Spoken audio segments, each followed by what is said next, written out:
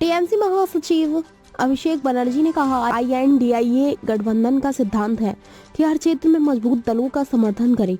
बंगाल में टीएमसी, दिल्ली में आम आदमी पार्टी, कांग्रेस और DMK जहां मजबूत है, हम उनके साथ खड़े हैं। দেখুন, আমরা যখন ইন্ডিয়া জোট তৈরি করেছিলাম, যখন ইন্ডিয়া জোট হয়েছিল, তখন একটা সিদ্ধান্ত সবাই সমর্থন করেছিল যে যেখানে শক্তিশালী তাকে সেখানে সর্বশক্তি প্রয়োগ করে তার সাথে দাঁড়ানো উচিত। যেমন বাংলায় তৃণমূলের ক্ষমতা রয়েছে, তৃণমূলের সাথে কংগ্রেসের, সমাজবাদী পার্টি, আম আদমি পার্টি, মানে ইন্ডিয়া জোটের শরিক যারা ছিল, তারপর শরদ পাওয়ারের NCP, তারপর RJD, JMM, DMK সবাই দাঁড়াবে।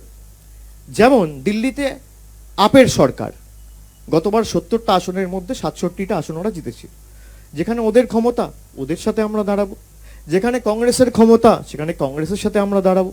যেখানে DMK-র ক্ষমতা, সেখানে DMK-র সাথে আমরা দাঁড়াবো। এটা তো স্পষ্টভাবে বলা হয়েছিল। তা আপনি কি মনে করেন যে দিল্লিতে কার ক্ষমতা? দিল্লিতে বিজেপিকে পরাজিত কে করতে পারে? আম আদমি পার্টি করতে পারে না কংগ্রেস করতে পারে? আম আদমি পার্টি করতে পারে। ওখানে চিফ মিনিস্টার ছিলেন অরবিন্দ কেজরিওয়াল, তিনি রিজাইন করেছেন, এখন ওদের পার্টির আতিশি চিফ মিনিস্টার।